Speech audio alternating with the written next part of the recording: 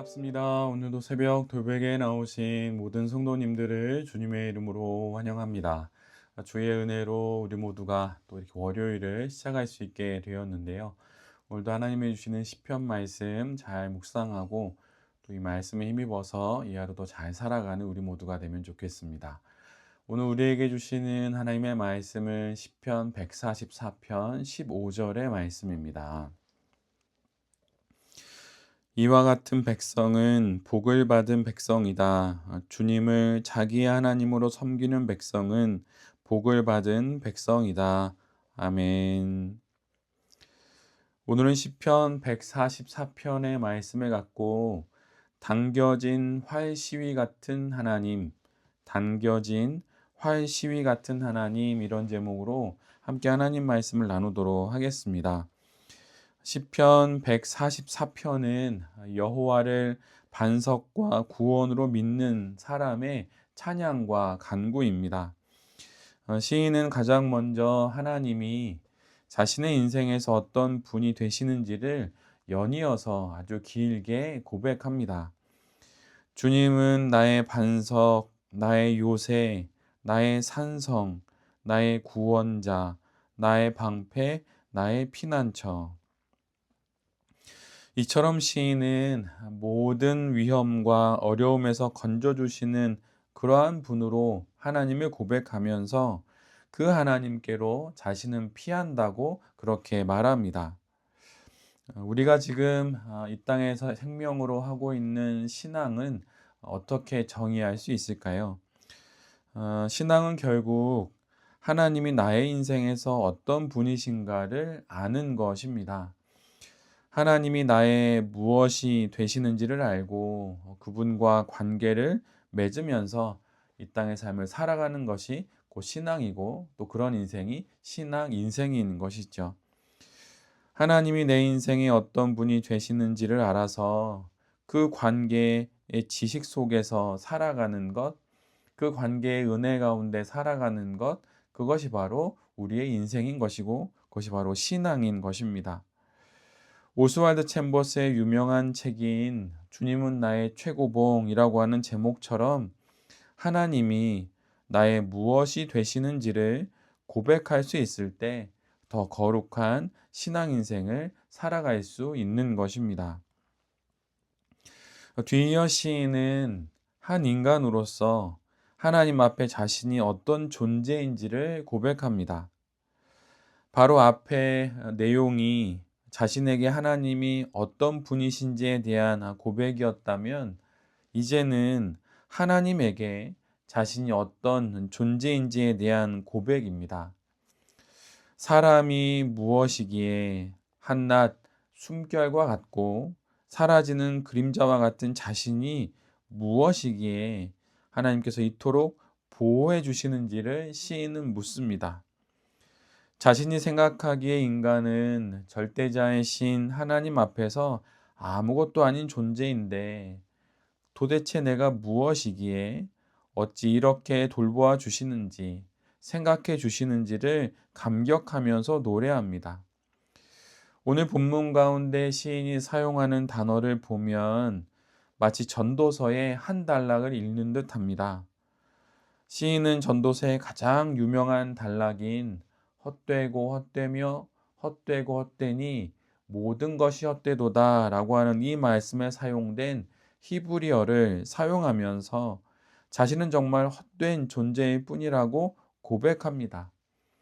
지금도 매 순간 우리의 코끝에서 사라지는 그 호흡과 같은 것이 자기라고 그렇게 그는 고백합니다. 그런데 정말 놀라운 것은 그러한 인생을, 그러한 시인을 하나님이 돌보신다는 것입니다.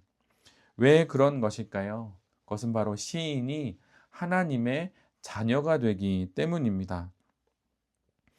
하나님이 나의 아버지이시듯 우리는 그분의 자녀입니다.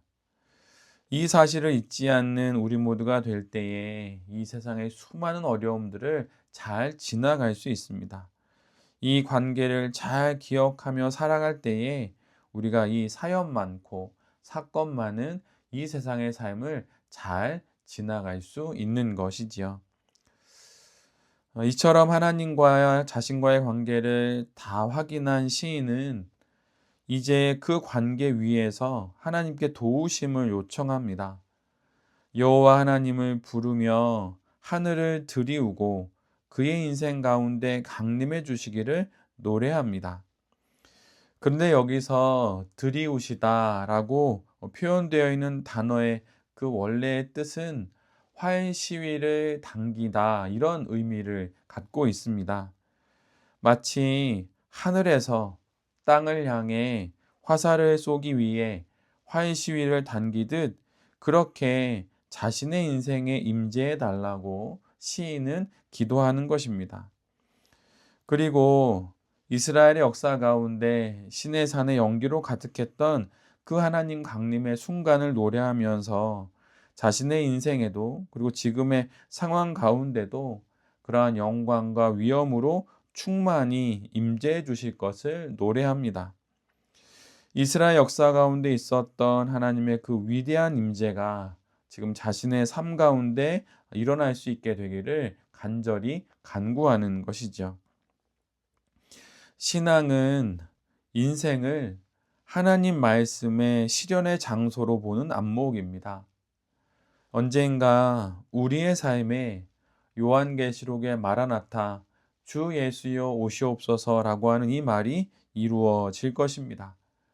이와 같이 창세기와 출애굽기 이하의 그 놀라운 하나님의 임재와 능력도 분명 우리의 삶 가운데 이루어질 것입니다. 역사서의 다윗과 믿음의 사람들의 인생 가운데 이루신 하나님의 모든 일들이 우리 인생에도 이루어질 것입니다. 선지서와 지혜서를 가득 채운 하나님의 예언의 말씀과 놀라운 하늘의 지혜의 말씀이 우리의 삶 가운데 반드시 실현될 것입니다. 이 사실을 알고 또한 이 사실을 간구하며 우리가 겪고 있는 지금의 어려움들을 기도와 신앙으로 극복해내고 다시 힘있게 살아가는 우리 모두가 되어야 할 것입니다. 우리의 인생은 하나님 말씀의 실현의 장소입니다. 이것을 믿고 이것을 붙잡고 우리의 이 인생도 다시 한번 힘차게 살아가야 할 것입니다. 마지막으로 시인은 자신을 구원하시는 하나님을 향한 찬양과 기도를 드립니다. 9절에서 시인은 새 노래를 부르겠다고 말합니다. 이는 말 그대로 새로 만든 노래, 신곡을 의미합니다.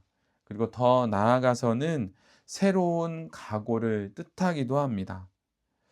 앞에 모든 내용을 통해 이제 시인은 새로운 각오로 신앙 인생을 살아갈 것을 다짐합니다. 시인은 자신이 다시 경험한 하나님을 힘입어서 다시 힘차게 살아갈 것을 결단하는 것입니다. 그리고 시인의 이런 개인적인 결단은 12절 이하에서 우리라고 하는 그러한 단어를 통해 공동체의 결단으로 이어집니다. 하나님을 자신들의 하나님으로 인정한 이들에게 하나님께서 내리시는 축복을 노래합니다. 우리의 아들들은 장성한 나무가 될 것입니다. 그리고 우리의 딸들은 궁전의 기둥같이 될 것입니다. 그리고 우리의 곡간은 온갖 곡식으로 가득하고 양떼와 소떼는 번성하고 성벽은 파괴되는 일이 없을 것이고 대적에게 끌려가는 일도 없을 것입니다. 그리고 모든 이들이 모이는 광장에서 더 이상 울부짖음이 없을 것입니다. 시인은 이런 세상을 하나님이 허락해 주실 것을 기대하고 또한 기도하면서 기다립니다. 그래서 시인은 오늘 본문의 가장 마지막 문장을 이렇게 기록합니다. 하나님을 섬기는 백성은 복을 받은 백성이다. 하나님을 섬기는 백성은 이미 복을 받은 백성이다 라고 시인은 고백하며 오늘의 최종 결론을 내리게 됩니다. 하나님을 섬기는 백성은 복이 있습니다. 이미 복받은 인생입니다. 이 사실을 기억하면서 오늘도 우리의 삶 가운데 구름처럼 임재하셔서 당신의 뜻을 이루시는 그 하나님을 바라보며 그분과 함께 힘내어 살아가는 우리 모두가 될 수 있기를 간절히 바랍니다. 오늘도 우리 인생을 축복하시기 위해 오시는 그 하나님과 함께 이 하루도 힘차게 잘 살아가는 우리 모두가 될 수 있기를 간절히 기도드립니다. 아멘. 함께 기도하겠습니다. 주님, 주님은 우리의 반석, 우리의 요새, 우리의 산성, 우리의 구원자, 우리의 방패, 우리의 피난처이십니다. 우리의 모든 것 되신 하나님만을 섬기며 살아가기를 결단합니다. 당겨진 활시위와 같이 우리 삶에 손살같이 임하시는 하나님의 임재를 기대하고 또한 기도하며 기다립니다. 주님, 우리 삶에 오셔서 주의 일을 이루어 주시옵소서. 오셔서 놀라운 주의 일을 이루어 주시옵소서. 한 해를 마무리하는 12월을 지나고 있습니다. 감사로 이 해를 지나며 기대로 새해를 맞이하는 우리 모두가 되게 하여 주시옵소서. 이 모든 말씀 예수 그리스도의 이름으로 기도드립니다. 아멘.